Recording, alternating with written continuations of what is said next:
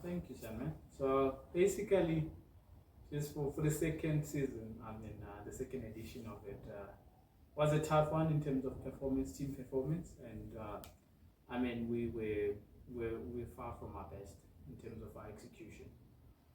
So that's the takeout. But with regards to players, and experiences that we want to offer them, at the end of the day, what we are building is not for this season or next season. It's just for the future. So we're trying to expose our players. That's the main idea. So the first edition of it was mainly, let's see what these players can sort of do for us. And in there, it's just creating pressure moments, getting used to pressure moments, getting used to highs, getting them used to lows. And this second season was like the lowest of the lows. And more than anything from there, it was how do they bounce back? What is their character when they're under pressure? There were a couple of moments where you could see them like so engaging with each other with a bit of that we want to do this, others feeling the pressure a bit more. So you want to see your players under that sort of pressure so that you sort of know your characters that will carry your team under pressure, especially when it comes to a senior lady. So this is just a platform that allows that for our players. We don't measure it more on how many wins. Yes, we want, as Lions, we win, because we want to win all the time. But as our CEO says, we either learn or we succeed. So from our side, here, it's a learning. We didn't fail. We learned. Okay, what did we learn?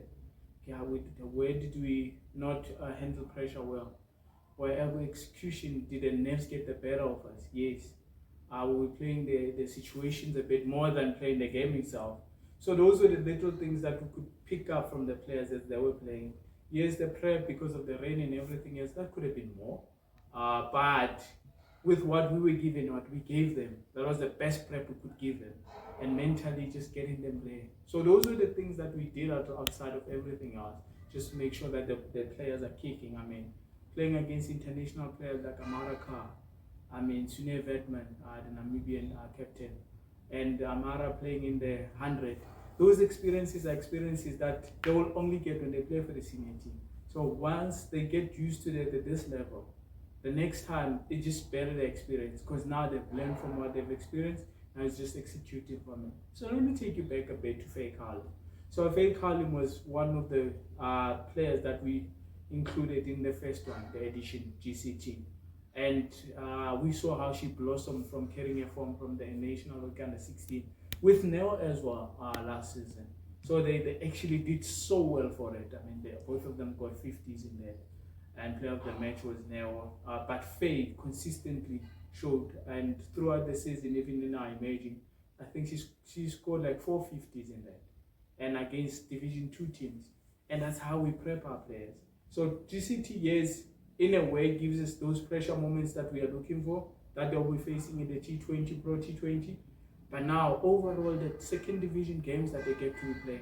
When we play Titans, when we play Northwest, when we play Easterns, and Limpopo, you want your players playing those teams, getting used to that game time, and just taking care of their skill set and honing it as much as possible, getting used to their game plan. So that's how we build up. And Faye has just risen above everyone. After Faye, if you look back, we had Esboshu Mkize, who didn't get to play for GCT, but because of this system of imaging, look at her professional full-on season, doing so well as a newcomer as well, nominated. So you can see that this system is showing what we said. So this is, yes, the third year in a way to say, from where the imaging space started to where we wanted to go. Look at the Razina Manek, the growth that she's shown behind the stands there, and how she's grown into a game as well. So sometimes it takes 2-3 years for them to catch on. The younger ones, even younger, there we should give them even more time because they'll make more mistakes because of their youth. But the moment they learn and they understand themselves, it becomes so much easier for us. Then it's easier to slot them in these positions that we foresee for them. And what we've been doing consistently is playing them in sports that they will be playing in the senior team. Exposing them to understand that this is what is expected of you. You rather fail doing this because there's a lot more failures. But if you become comfortable with failing, that you don't think about it anymore. That's how you play fearlessly. So it's just getting them through those moments and just going through them as much as we can, and then help them navigate through it. Because once they step on the boundary, there's nothing more we can do. We've done all the preps outside. So those are the players that the emerging space so far is created. I mean, there's a couple of players that are playing for Puma now. I mean, Robin Domel did so well, for instance, this season for the second division. She was with us last year. Because of the star-studded team we have there, there's no space there. But now, the character to say, okay, I'll grow, I'll play here, and then I'll go to a Division 2 team and do well. That's what we want. We want players exploring and growing. But after that, we know that's a line and out. Yes, she played for his Titans long time ago, but she was with us, and this is where that space gave her that opportunity. So that's how we grow our players in this. So look at Faye now. I mean, look at what she's doing at the World Cup. Look at what she did at the senior level. Pro 50, Pro 20. She's playing, she's bowling fast, she's hitting the ball as much as possible. And that's the fearlessness that we want to get out of our players. So yeah, other players catch on quickly like Faye did. And mind you, there's still 17-year-olds there, Diara Ekarabo, who now she will be playing with. So that just rejuvenates everyone else that's still within this environment to get better. So we are looking at it. Yes, we want to win GCT. Don't get us wrong there. And we're going for it next year. But the lessons in between, we acknowledge the process. And yes, it's going to have its lows. And we carry it from under 16 national weeks and 19. And as the head of pipeline, I have to bear them. Because the successes, I've celebrated them. And people are saying, good work. But also, when there's lessons, I have to own up and say, actually, this time, we take it on the chin. But we go craft again. And we get it better. And we can't do it for 10 years consistently. Without those lessons in between. But we will consistently for the next 4 years after this again. So that's where we are, and just trying to see how do we better the system from where it was, and with this current crop, how do we take them to the next level?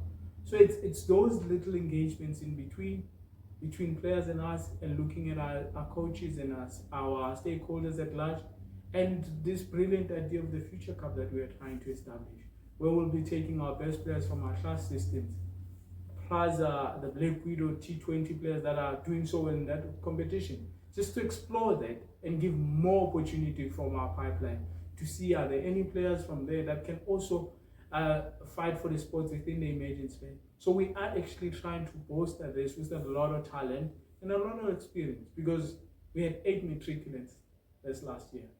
Of those 8 matriculants between August and December, they could only practice like 2-3 times because of their schooling. And yes, there's a couple of things they can do on their own to get better. But if that is not happening, you will see when the execution, when the time comes. Hence, you could trace it from the warm-ups to the national week and after. But that was expected because we knew this year we'll have most of the matriculants. But now, after this year, we go back to our grade 10s and 11. Then we can sort of solidify ourselves again. But now, there's an opportunity for lessons to say, so how do we make sure that we bolster the next crop when we have more matriculants? Make sure that in that age, that the grade 10s and 11s are the ones that make up most of the 19. So that is us looking ourselves in the system and saying, actually, which are the most promising, and making sure that we take care of the skill set. And then it's about execution and giving experience. Basically, we always say Pressa is a privilege there, and we live by that. I mean, when we identify the kind of character that she is, she plays the game so well. She wears her heart on her sleeve. And she's a proper product of Lions. And we love how she plays about it. And how she goes about it, man. The engagement with the other players. You can see the feistiness and how she wants to bring everyone together. And pressure moments, that's where you want to see how she handles it. Because if we don't equip her now, as a 17-year-old, I mean, from last year, she was the vice captain of the emerging team. She was 16 then. She was captain then the 16th. So there's continuity there. And there's going to be a lot of failures in between. Yes, at times me and her might not see things the way that she sees them, and I will tell her, okay, this is a lesson, look at things this way and this way. But then, working closely with those experienced players, provide her with an opportunity. For instance, Asune, who is the captain of Namibia, the character she plays, she's also a hard person how she plays the game.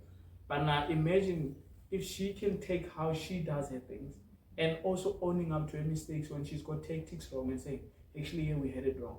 But this is how you then make sure that your team learns from this. You own it up. You also show them, okay, here we could have gone this way, but I decided this way because this is how I saw the game. So you can't teach that. They have to go through that. And with those kind of players, with Amara, her calmness, how she plays it. I mean, today is more aggressive. Amara is just chill. So from just looking at how she then looks at the game, so then she's learning how she can play hard, and also when the chaos is there, because you need to be thinking about who's going to be ahead of the game, who's coming next, how do I make sure that I'm pairing my bowlers the right way? Then you have an Amara that gives you that. So imagine her, the combination of that for her as an individual and a leader. Even if in the next couple of years she's not the Lions captain, but part of the leadership group, imagine what that brings for her.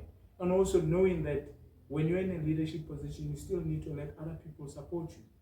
Sometimes other ideas won't come from you. Those are things that she'll start learning. And we saw her through that. And the lows that came with it, how she took them so hard. But when you looked at the experience closer and how they just rallied behind and just pushed it to just lead the team in there and own it. It was tough. Even in the interviews, you'll see she's still thinking how the team could have done that. But that's what you want in your leaders. Them seeing that it hurts them when the team is not doing well, but also still leading the team, making sure that the team understand that this is something bigger than us that we are playing for. So for Jana, we are just trying to get the character out there and see the kind of player that we've seen glimpses. You guys are still going to see more from her. And the beauty about it is that her playing with a Neo, a Ntsukunyane, a Letabo Bidli, imagine those players in the next 5 years being part of the crop of the senior Lions team. You have players that are used to playing with each other, that understand each other's qualities, their leadership attributes. Imagine that as your leadership group in the next 5 years. That tells you that the Lions system is in good hands. But it has to start somewhere, and they need to get used to moments where things will go their way. Sometimes they won't. But the lessons is, how do they come together when things don't go their way? Because that you can't teach them. Only they have to experience it. And that can enhance and improve our system. And imagine everyone else that's playing under that. It shapes their character, the unity that we need in our pride, and just how we're going to excel as a system. So those little things for me are very important, because at the end of the day, it's us shaping these characters so that when they represent the Lions, it's easier for them to step up to the senior team and represent the Proteas. I mean, Ntsukunyane, Neo, Letabo, Jana. I mean, those players went to the camp. The last three, which is Jana, and Letabo, and Ntsukunyane, are the reserves for the World Cup. That tells you that there's something good that we are doing. Outside of everything else that they didn't make the final one, where we still have three. So those little things are sort of things that we look at and we say, actually, we should pat ourselves in the back and say, we're doing well. We can actually do even better. But even when we didn't do right, I mean, look at our national weeks. We didn't win anything except the regional under 15s and 13s losing at the final. But other than that, you can see there's lessons there. But how do we bounce back and make sure that we're still dominating? And everyone else is looking at us, still think if Lions can stumble a bit. But for us, it's not stumbling, it's learning. How do we improve our system even further? Look at the under 16. There were a lot of under 14, 16, 14-year-olds there. 6 14-year-olds. From there, you can see what we are building for the next. So now it tells us from this 16, we could always have 16-year-olds already playing for the 19s this year. So already the pipeline is speaking to what we are trying to achieve, because we have 10-year-olds. We have regionals under 10, under 11, and 12, and 13. Our pipeline is working. It's just about getting the right characters in the right sports and just making sure that we hone their skills so that they're ready. And that takes a collective effort with our clubs and our schools. And so far, everyone has been pulling together. It's just us refining a few things, communicating a bit better, and doing things in alignment. So I'm quite happy with where we are. Yes, results at Lions matter. And that we cannot shy away from. And hence, we speak boldly even when we fail. That no, it's a learning process for us. The next time we compete, we dominate again. Because it's in our nature. We learn. I think the most important thing is understanding that in the journey of facilitating players' growth, you're never alone. Yes, I get this. I could say I'm privileged to sit in this chair right now to say these accolades I get to be the one that speak about.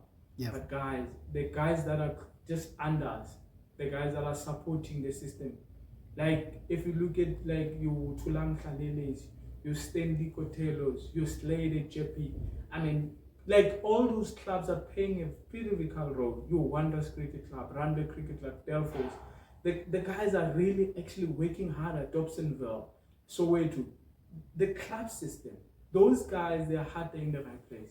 And when we ask opportunity to be given to young players, the coaches buy into that. And the coaches see the players' growth. And if your coaches can see the pathway, it's easier for players' pathway to just be open and making sure that we always put system in place to support them. And that is testament to everyone pulling together. Yes, we're not where we want to be as a system. We could be communicating more, aligning a bit more. So what I'm seeing in the next 5 years is when we take care of those little things and align properly. I mean, we have an executive team for an executive committee for women's cricket that sort of sits and we think about where we want to take the women's cricket. So everything that we do is intentional. And even when we're not talking about players, we're talking about which coaches are next. How do we make sure they're exposed enough so that they take care of this pipeline of players? So for me, what that says about where we are right now is like we have the right people in the system. It's just about us supporting them and actually acknowledging them when opportunities like this come and say, guys, you're doing very well for our system. Let's keep those relationships going. If that communication is not forthcoming as much as we want it, let's not wait for the next person to initiate. Let's be those ones that are initiating. If Lions cricket is doing well, SA cricket is doing well. So we need to make sure we do that. Look at our senior proteas. Look at even if we don't have them, look at how our Lions team performs. Even when we have them, look at how we still perform. So you can see the surplus and the quality that we have. So it's very important that we understand that we have that, and it's just from our club system to make sure that if these players are not already emerging, they're playing competitive day club. If they're not at club, at school they should supposed to be playing. If they're not, the academies are assisting. So there's always people willing, and we have people with a good heart that love the sport. And I think everyone takes from our CEO, he leads from the front, and it's easier for everyone to sort of follow. So our spirit here is just a giving and selfless spirit. And I'm very grateful for everyone that's sort of pulling together to make sure that our system is working. I mean, these girls leave school and come here to practice in midweek, on Mondays and Thursdays. And parents support that. And they play a critical role in that. Schools allow those players to come here. Sometimes they have multiple sporting courses that they have to attend practices for. Others play soccer, play hockey, do that, but they still make time to come through. So that is just a collaborative stakeholder engagement that we want, and that is what's getting us where we need to get. Imagine if we can prove that, where we'll be in the next 5 years. So it's quite exciting to look ahead and see where we will be because of the talent that I'm seeing coming through. I mean, there's a couple of 13-year-olds I haven't even mentioned. You will see them coming to under 15s. It's brilliant. So already the next 5 years is exciting for me because I know exactly what's coming. And it's just me making sure that systems are in place to cater for the next 2 years for them. So that by the time they're 14, it's easier for them to just dominate.